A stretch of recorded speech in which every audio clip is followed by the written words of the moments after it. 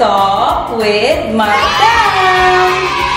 So for today's cooking vlog, ay gagawa naman po tayo ngayon ng isang recipe na hindi nawawala sa mga handaan at isa po sa mga paborito ng ating mga anak. At syempre, dahil magpapasko na, kailangan meron tayo nito sa handaan. So ano ba ang ating iluluto for today? Ang iluluto po natin for today ay fried chicken! So, ang fried chicken po na ito ay special dahil ito po yung lagi naming ginagawa tuwing meron po kaming handaan dito sa bahay. So, secret recipe po sana ito pero dahil love na love ko po kayo mga madam, kaya ngayon i-share ko po sa inyo ang aming fried chicken. So, tara, samahan niyo ko at iluto na natin ang ating fried chicken.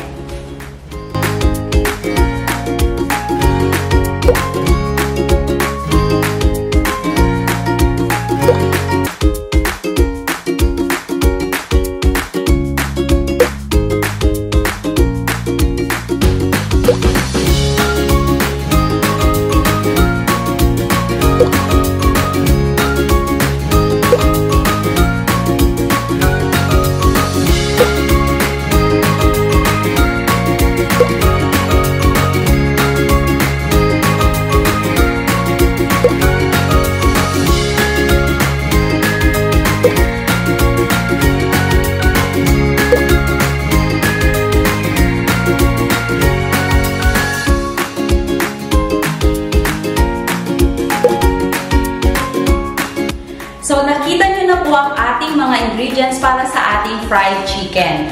So, ang gagawin natin ay magmamarinate po muna tayo ng ating manok. So, wait lang, kukunin ko lang yung ating bowl na malaki. So, ayan, dito natin ilalagay.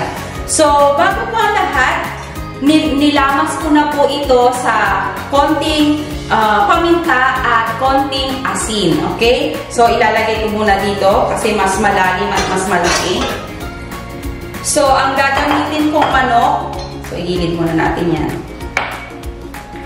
Ang gagamitin nating manok ay yung leg part at yung thigh part. So, hindi na ako naglagay ng chicken wings. So, ang gagawin lang natin ay ibababad natin ito sa konting suka. So, mga 3 tablespoon ng suka. Ayan. So, kakamayin ko na kasi nagugas naman tayo ng kamay.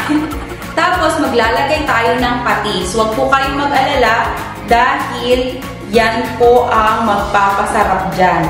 Promise. Wow! Secret nga, diba? So, hindi na to secret. Malalaman nyo na. Ayan. So, lalagay natin yung ating minced garlic. Ayan. So, imimix lang natin dito. So, kailangan lang natin siyang ibabad for about 30 to 45 minutes. Huwag masyadong matagal para hindi siya mangasim. Alam niyo yun? So, ayan. I-mix lang natin dyan.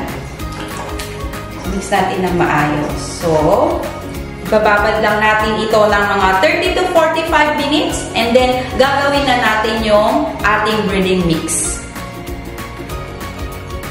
So, ayan na mga madam, natapos na. Anong natapos? After 45 minutes, so binabad ko siya ng 45 minutes para medyo kumapit talaga yung mga pampalasa na nilagay natin. So, ang gagawin ko ay magbabate o maglalagay ako ng 2 organic pa itong itlog na gagamitin ko kasi nabili ko dun sa labas, may nagbenta. So, itong itlog na ito, ilalagay ko dito. Ihahalo natin. So, dito ko na ihahalo. Ayan. So, hindi ko siya babad. Dito ko na imimix. Ganyan. So, mix lang natin ng mabuti ito. Bago tayo gumawa ng ating breading mix, diba? Yung pang-coat natin. So, ayan. So, dito lang natin ihalo yung 2 itlog. Ayan. Para magbabind. Kasi, diba, yung iba kasi nasaw-saw na ganon. Sa akin, ihalo yung itlog dito. Tapos, pag nahalo na ng mabuti, ilagay natin yung ating harina. harina kasi sa ayan, ilagay natin dito. I-mix natin dyan lahat ng ating harina, yung ating flour. So, ayan. Para mag-bind na ng mabuti lahat ng pampalasa. So, ayan. Mix natin yan. Ayan. Hindi ko alam kung nakikita nyo. Ayan. Kita kong ganyan. So, ayan. Mimix lang na ganyan. Mama, ilalapit ko yung camera kasi wala akong kasama. So, ayan. Mga madam. Promise. Masarap ito. Pwede nyo itong ipanghanda sa kahit na anong okasyon. So, ayan. Ayan. So, tapos niyan, maghuhugas lang ako ng kamay. Kung medyo nandidiri kayo at ayaw ninyong kamay ang gamitin nyo, maglagay kayo ng gloves, diba? So, ako kasi mas feel kasi pag hinahalo sa kamay. So, ayan. Tapos niyan, maghugas lang ako ng kamay and gagawin na natin yung ating breading mix. So, ayun na nga mga madam, mga insan, mga angkol, mga auntie.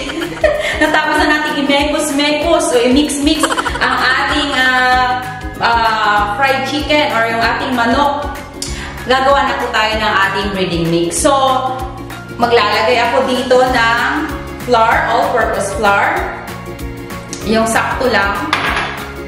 At, syempre, ang ating cornstarch. So, ito po, mas marami po yung cornstarch kaysa sa flour kasi gusto natin yung crispy ang ating fried chicken. Ayan. So, isunod na natin yung ating seasoning mix o yung ginisa mix ang aking ginamit dito. Ayan. So, dali kunin natin yung ating kutsara. At ilagay na rin natin yung ating garlic powder. Kung nakikita ninyo, medyo buo-buo pa yung garlic powder kasi nga, medyo, alam nyo, pag nahanginan yung garlic powder, nagiging buo-buo siya. Pero trinay na namin dikdikin. Ayan. Yan lang talaga yun. I-mekos-mekos na natin. Ay, susong-usong. So, ilagay na rin natin yung ating paprika. Ayan. Konting paprika. At ang ating paminta. Ayan. Okay. And, siyempre, hindi mawawala yung mekos-mekos thing. Mix-mix natin ng mabuti para ma-coat ng yung mga pampalasa masarap doon sa ating manok. Yan, mix lang.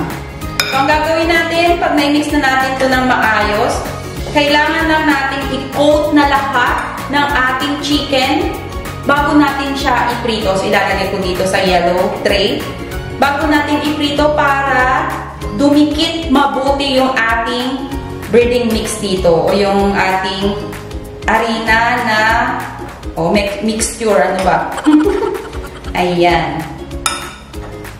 So, ayan. Okay? So, pag natapos na natin to, na-i-mix na ng maayos.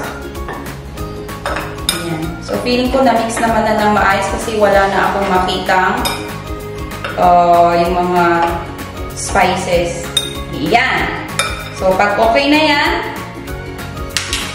so, kukuha na ako dito ng manok, tapos i-coat lang natin siya ng mabuti.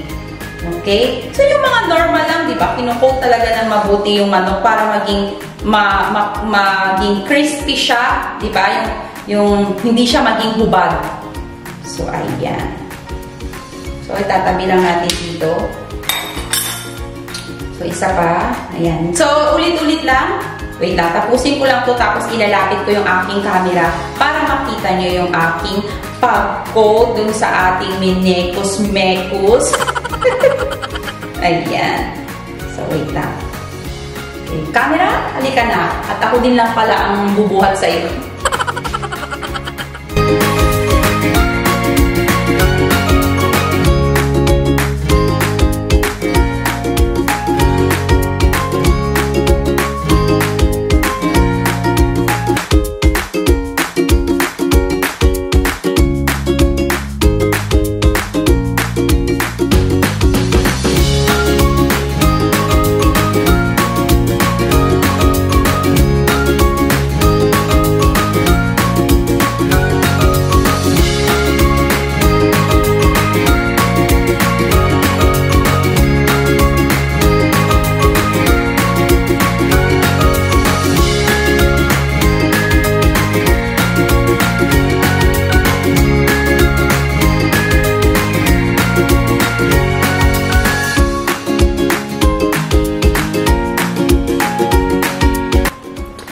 So, ayan na mga madam, mag-umpisa na tayong i-deep fry ang ating fried chicken. Siyempre, lulutong yan at masarap yan pag na-deep fry natin. So, ayan.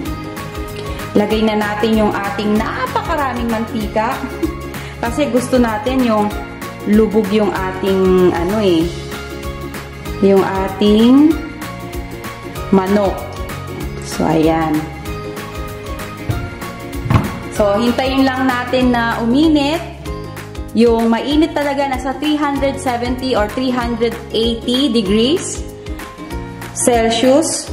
Celsius ba o Fahrenheit? Kayo na mag-convert mamaya. Basta yan, pag mainit na yung ating mantika, dun lang natin ilalagay yung ating manok. Yung para nakita nyo na nagbabubbles na siya, mainit na yun. Okay? So, ayan mga madam, mainit na yung ating mantika. So, hinaan lang natin yung apoy, medium heat lang ang gagawin natin para hindi agad masunog yung ating manok. So, ilalagay ko na yung ating chicken. So, hindi pa siya hindi ganun ka-deep. Ang takaw sa mantika nito. Kailangan pa naman natin magtipid. Pero, okay na yan. Hanggat maaari, at least nalubog na siya, diba? So, maglalagay din ako ng isang chicken thigh. Ayan. Ayan. Perfect ito mga madam. Sigurado akong hindi na kayo o-order sa McDonald's or Jollibee. Wow! Diba? Ayan. Ayan. So, pag alam nyo ng golden brown siya, yun, alam na ninyong luto na ang inyong fried chicken. Malabo ba? Ayan mga madam, inikot ko pang aking camera dahil medyo lumabo kanina. So, ayan. I-stay lang natin yan dyan at kung alam ninyong medyo golden brown na siya, doon natin babalik na rin natin yan. Diba? Ang perfect. Wow!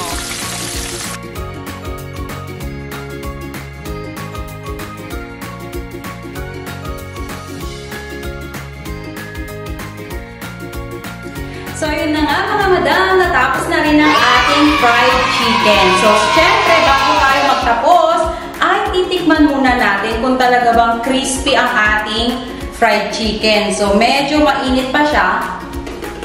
Pero kung naririnig ninyo, kailangan ko na yata ng microphone, di ba? Alam nyo yun, nilalagay dito. Ang lutong na niya. Wow.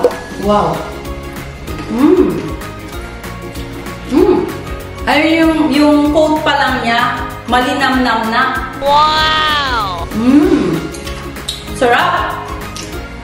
Saktong-sakto lang, tingnan nyo, oh. Musok pa yun, medyo mainit pa. So, nag-prepare ako dito ng ketchup, ng Mang Tomas, at meron din tayo pampaalis ng umay na atsarang papaya. So, ginawa ko po yan. Sa susunod yan po ang gagawin ko para makita nyo po kung paano ko gawin ang atsarang papaya.